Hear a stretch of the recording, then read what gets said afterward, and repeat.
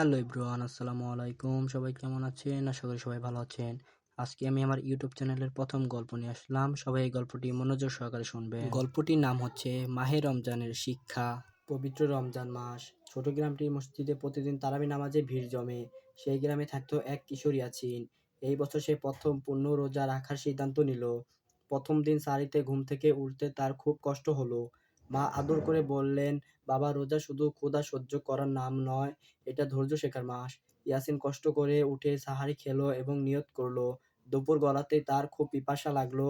বন্ধুরা খেলতে ডাকলো, কিন্তু সে ক্লান্ত। মনে মনে ভাবলো, আমি তো কাউকে না বলেও পানি খেতে পারি, কেউ দেখবে না। ঠিক তখনই তার মনে পড়লো, আল্লাহ সব দেখেন। সে নিজেকে মনে বোঝালো, রোজা আল্লাহর জন্য, তাই লুকিয়ে কিছু করব না। বিকালে সে দেখলো পাশের বাড়ির বৃদ্ধ চাচা অসুস্থ। ইয়াসিন নিজের ক্লান্ত ভুলে তাদের জন্য ইফতারের খেজুর ও পানি পৌঁছে দিল। সূর্যাস্তের সময় আজানের ধ্বনি ভেসে এলো। সবাই মিলে ইফতার করলো।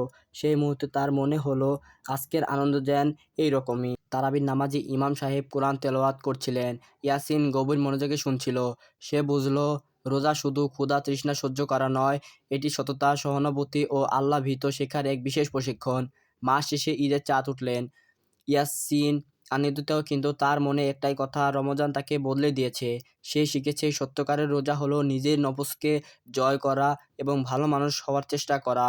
শিক্ষা: রোজা মানুষকে ধৈর্যশীল, দয়ালু ও আল্লাহভীরু বানায়। সো এভরিওয়ান, ভিডিওটি আছে এই পর্যন্তই। আমরা 30টি রোজা রাখার চেষ্টা করবো ইনশাআল্লাহ। দেখা হচ্ছে পরবর্তী ভিডিওতে।